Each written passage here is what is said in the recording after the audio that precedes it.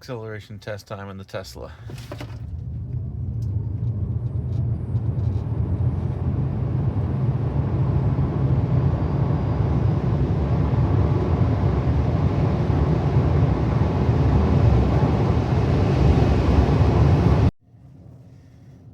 I am sitting in a Tesla Model Y dual motor, and some thoughts about this whole Tesla experience.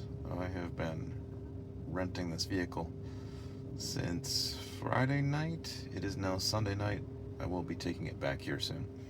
But I am currently charging this thing.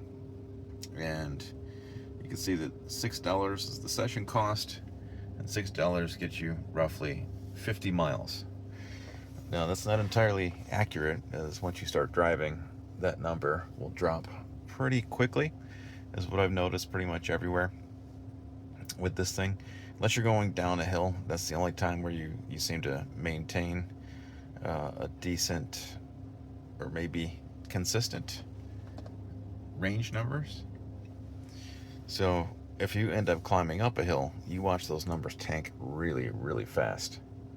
So I haven't gotten the bill yet of the trip that I just did, but I just drove roughly 1,500 miles with this thing in 32 hours. I went from Las Vegas through Death Valley, up the 395 to Lake Tahoe, Donner Pass, over by Truckee,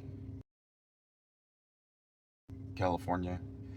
Then I drove over to Monterey.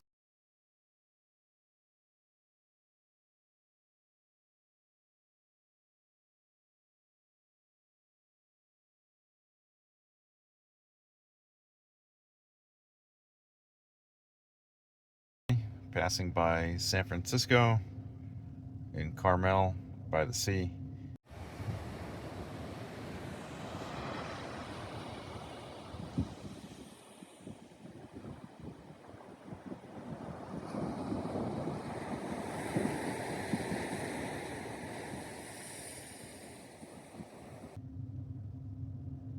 Near where Betty White's last house was before she passed away.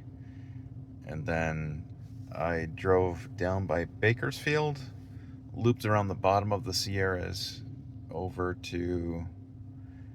uh, to Lone Pine, California, and then across Death Valley, and then back into the southwest part of Las Vegas.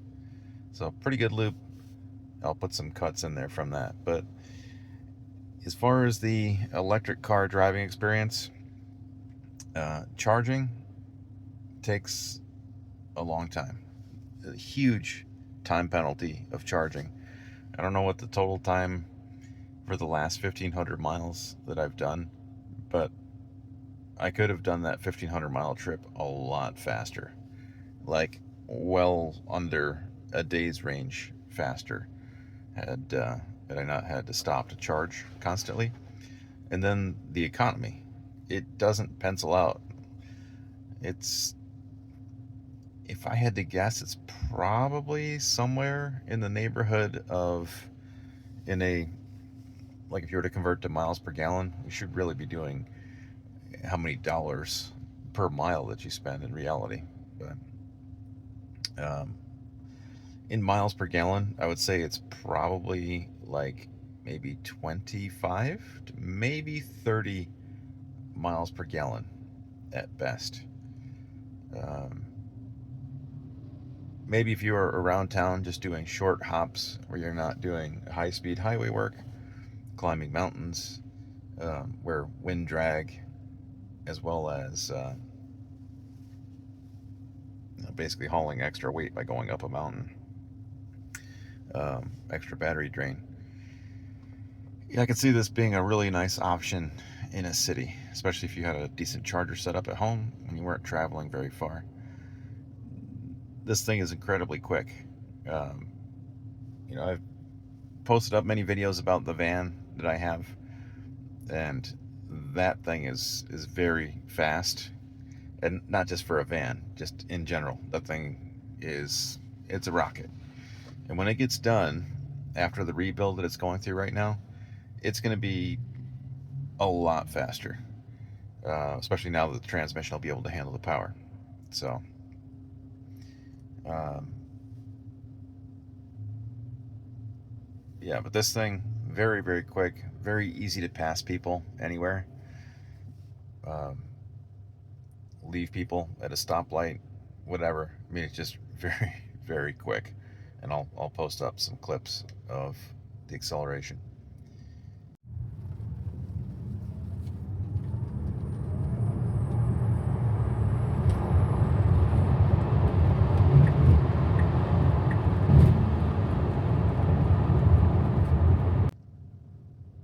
And the driving experience, pretty good. I actually really, really like this, and the fact that you don't have to do all of the maintenance that you do with internal combustion. Air filter cleanings, fluid changes, spark plugs, coils, just all the stuff that you have to deal with an internal combustion.